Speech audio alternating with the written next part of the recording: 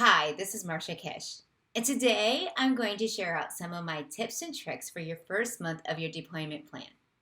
These tips and tricks come from some ideas or things that I have done in my own personal classroom, as well as a coaching strategies for those teachers that I'm working with.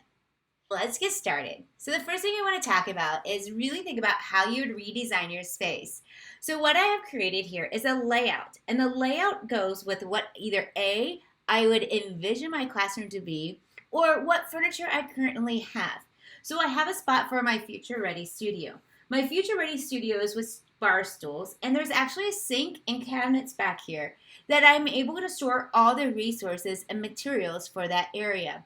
I've also included in my vision plan the extra smart board or interactive panel. I'm going to use that really with my future ready studio. So the students can be working back here at this table, or maybe they're going to go and use something with the interactive panel over here. In the middle of the room, I designed and set up my independent studio. This is where the students are going to be able to work independently. So maybe I group them all together on one table, or maybe I spread them out depending on what this task is. I truly believe that even though it says independent, does not mean that they have to work on their own. They can definitely work together with partners. So I like them all sitting together. But that's my classroom. Your classroom might look a little different.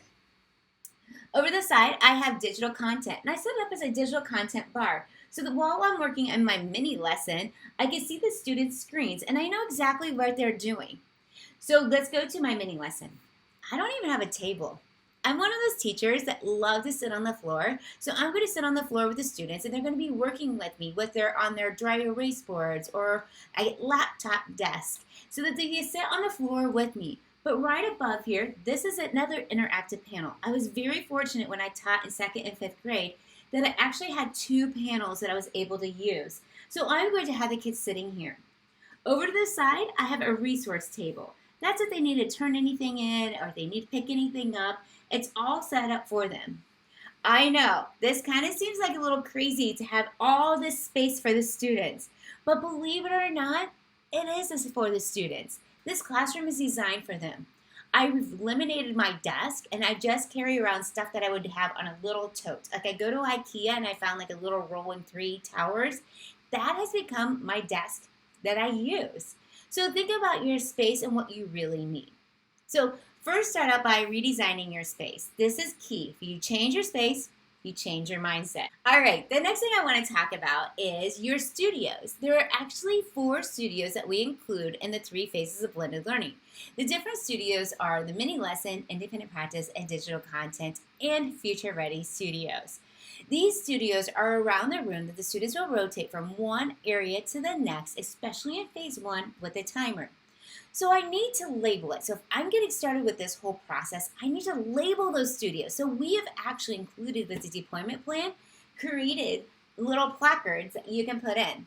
Now I'm showing you in different ways. One, this is just like a little folder that you can have, and it's just got sitting right there, and you can have it laying on the table so the students know. Or another idea is I went to the local Walmart and I paid $1.99 for just a little frame.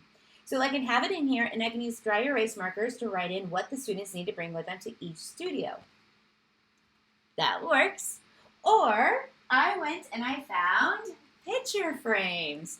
I just had a bunch of old picture frames laying around my house that I just put the little icons in, and then I can again just use dry erase, and I'm able to go in and dry erase and write on to each of the picture frames what the students need to have. This is nice because it has the ability to stand, so I can stand it up, and the students know that, oh yeah, this is where the mini lesson is. This is where the future ready studio is located.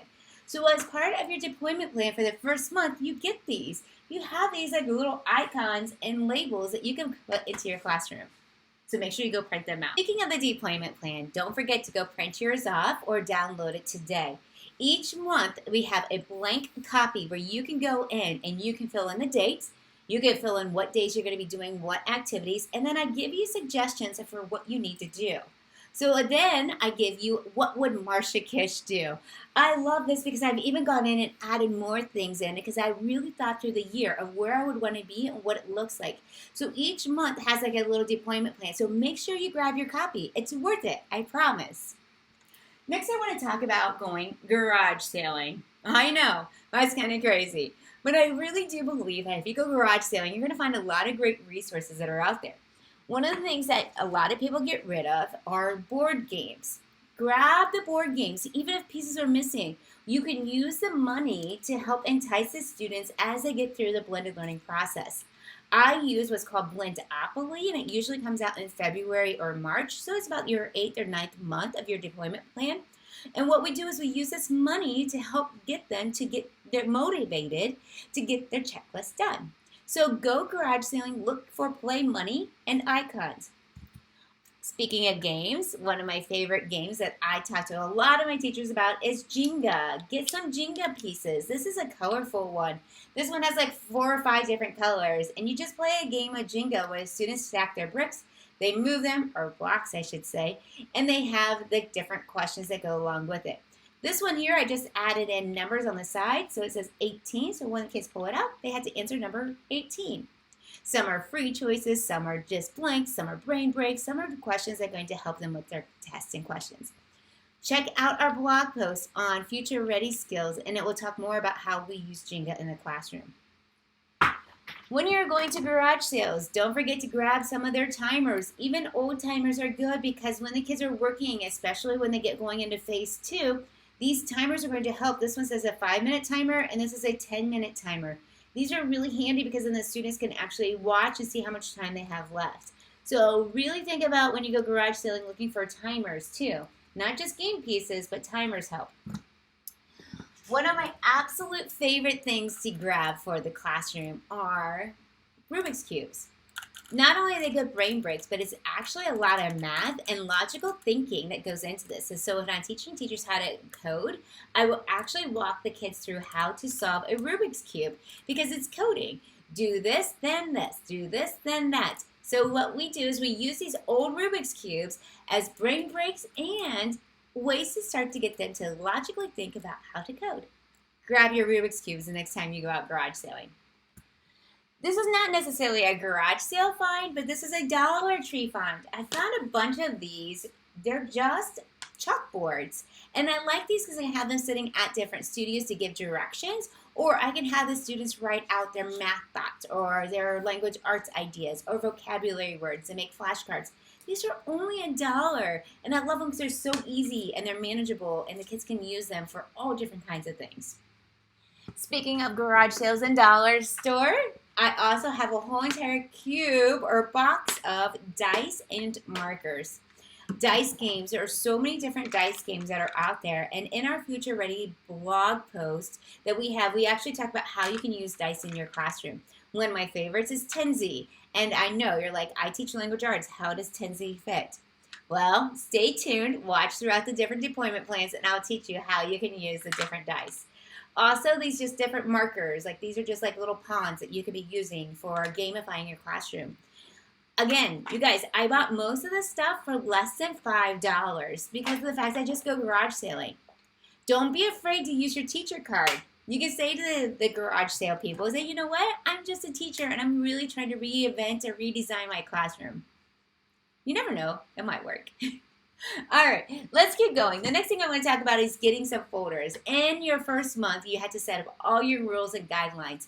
Folders come in handy because they come in your checklist folders. So your checklist folders, you want ones that have prongs, and then folders in the front and in the back. So this becomes work that you're working on, or work that is finished. These folders are nice because they're durable, they last all year, but they stay in my classroom, they don't go home. So you really want to get the system into place right away in month 2 that their checklist folder stays with them. One last thing I want to talk about is these little bags. These bags are very handy. They're zipper bags and they're usable to have all your supplies for all your different studios. In fact, we love them so much we even got our name on them, the 3 Phases of Blended Learning. So I want to give a shout out to who showed us this. This comes from Linda Sams from Cypher ISD. She came up with this idea and I took off with it because all the things that you find at the garage sales, all the things that you need to do, you can put into this one nice little bag, zip it up, and then it's going to be all the materials in one spot. It holds a piece of paper so you can have all your papers and materials in one bag. The kids just go grab the bag, grab what they need, and then put it back. It makes cleanup easy. It keeps everything organized because that's all about the first month of deployment plan. Stay organized. Start getting organized now because when you get going into phase 1, phase 2, and eventually phase 3, the more organized you are, the better. I hope you enjoyed some of these coaching tips and tricks. If you have any questions, you know where you can find me. Don't forget to print out your different deployment plans. It's really worth it. And I will see you next month as I share out more new tips, tricks, and even new digital content tools. Thanks, guys.